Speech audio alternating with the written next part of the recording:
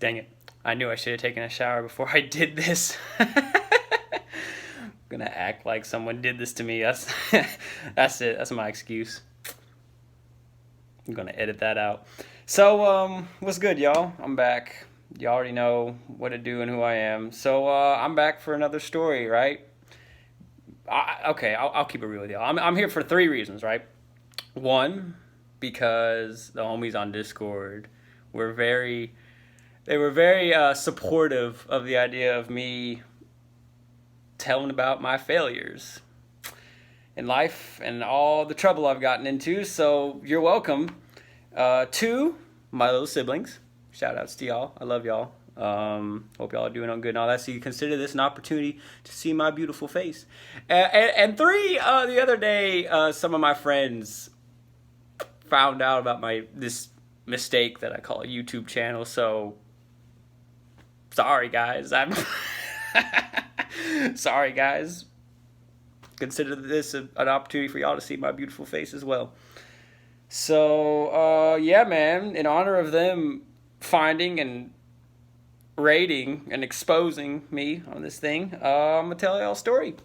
And this story has those sacks of crap who found my story in it. So they'll get an extra kick out of this. So, yeah, man, this is the story of the time I got on stage and made a fool of myself in front of the town. Golly, did I mess this up. Now, I would first like to say, for the record, that the decision-making that led to this unfortunate turn of events is not says nearly as bad as the reasons why your boy, for real, looks like a stereotypical anime character who, like, had his hair split in half. Oh, Lord. Okay, so, this is why I need to comb it. Y'all don't understand, man. It's normally not this long. I swear, it's like up to like here, and the bangs are way back. Like, I usually have way shorter hair. It's not my fault, man. But anyway, I digress from the story. So, this happened about a good year ago, right? I was at my homeboy's birthday party, right? Actually, the same guy who lives with me now, he can hear me laughing through the wall. And that has led to a very awkward conversation this morning. But regardless, also, oh, jeez. Oh, jeez. Laughing hurts. I know the people below me can hear me. So, I hope y'all enjoy the story. So, yeah, they're freeloading. So, I'm going to go to my homeboy's birthday party, right? And for his birthday, we decided to go to this, like, town theater thing, right?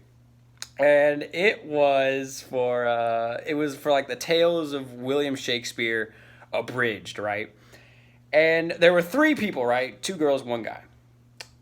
And these people had absolutely no chill. Like, the first thing I realized was that these people held back zero punches. You know, most theaters, you know, and productions and stuff, especially for like a small town like I come from, they're usually very tame.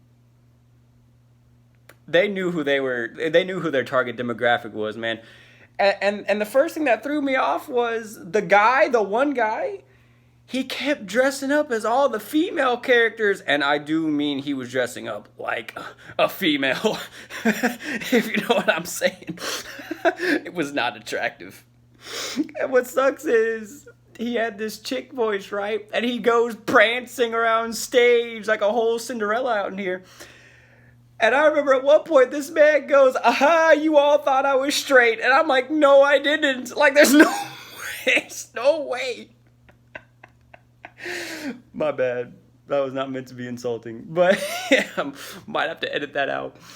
So, but, you know, they're doing all these, you know, weird, whack jokes. And I'll be honest, you know, I'm not exactly the biggest reader of fine literature, shall we say. I mean, for God's sake, your boy, for real, out here reading Dr. Stone and Goblin Slayer. I'm not exactly one for the finer things in life, but I'll say this: that really, really weird production of Shakespeare Abridged really, it gave me new appreciation for that man. I'll say that. But every so often, man, they did this twice, right? What they would do is they would grab someone from the audience and they would hoist them up there. Now, the first person they got was this, like, kind of short, chubby guy. And, oh, Lord, man. So, let me just say this, right? I like a good joke as much as the next guy, obviously. I mean, look at this.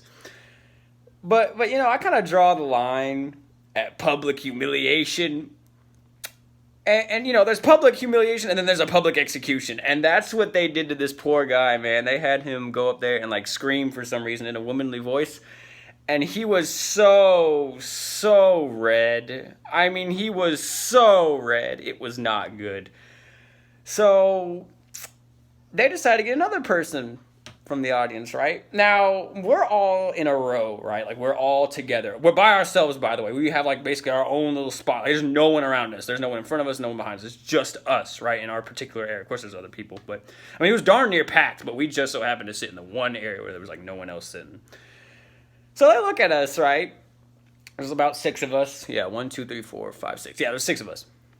And one of the girls looks at us and she goes, "Oh, hey, look at those group of guys. Let's get one of them." And we're kind of like, we straight, you know what I'm saying? I swear to God, this is her first reaction, right? She walks off stage. She walks up to us to get one of us. And she goes, "Oh, yeah, look, they're kind of shy. They look pretty shady, man. They look like a bunch of internet pirates." Really? Internet pirates? And and what sucks is, if I'm keeping it 100% with y'all, man, that might have been more true for some than others. You know what I'm saying? Drink up me hearties, yo ho, am I right? They are hard. Oh, geez. I hope that made someone laugh, because that was way too much. So, she basically calls us all federal criminals. And she goes up to one of our guards, right? He's sitting right next to me. And this is one of the same guys who raided my channel the other day. So shouts out to you, sir. But so she goes up to this guy, right? Who I'm not going to say his name because he's very shy. And she goes, "You, we're going to pick you." And he freezes, right? Now, he's a very shy guy. He's very quiet. He's my best friend, man. I've known this guy since 3rd grade. He didn't deserve that, right? So now I have a moral decision to make. Either I let him take this L and, not have it happen to me, which is honestly the optimal solution here, or I can be a real one and take one for the team. I couldn't let him do it to him, man. He wouldn't survive. I couldn't let him go through that. I mean, look, I'm all for having me being the punchline of the joke. He ain't gonna survive, man. I couldn't let him do it. So, of course, you got to be there for the homies. So, I raise my hand. I'm like, all right, I'll do it. All my homies like, "Oh, he's gonna kill himself on stage." What? No. So... So I stand up, right? She's trying to give me this, give him a round of applause and all this. And I'm like, you better sit down before this satire comedic performance turns into a whole bloodbath. That's a joke, by the way. That's a joke. Not actually going to fight the performers. They're all very nice people. What's my motto? I am not going back to jail. What's my motto? I am not going back to jail. That was a joke, by the way, Forrest. Since I know you're watching this, that was a joke. I do not actually have a substance abuse problem. And I did not go to jail. This man for real got in the DMs, or not DMs, this man really got in voice chat with me and goes, "I'm skinny. I have a question." Oh, okay. "What's this about a substance abuse problem for soda?" No, that was a joke. So I did not actually go to jail. That's a joke. Despite some of my friends' protests. Despite what some of my friends tell you, no, I don't have a substance abuse problem, and no, I did not go to jail. So I get up on stage, right, and, you would think... So they give me very simple instructions. They're going to act out this part in Shakespeare, and what they need me to do is run from one end of the thing to the other, the stage. And And I'm like, oh, this is the perfect role for me because I run, I do cross country, da da da da. Your boy's fast, right? That's my one redeeming characteristic. If you're only good at one thing, you better make sure you're the best at it. You know what I'm saying? So they're like, we're gonna make you run from this part to that part. And with instructions that painfully simple, you'd think I wouldn't mess it up. So I do my thing, right? And I start running from one end to the other, and my shoe comes off. And of course, because why not? I decide, rather than be a regular person and put the shoe back on, I decide to kick the freaking shoe across the thing. It was a good kick, though. You got to give me that. It was a good kick.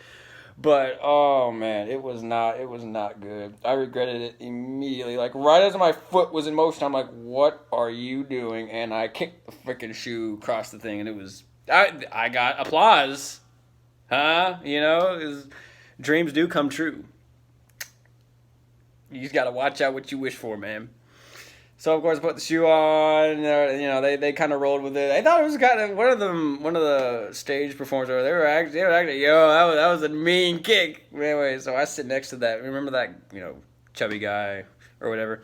Yeah, I'm standing next to them because apparently they're going to use us again for something.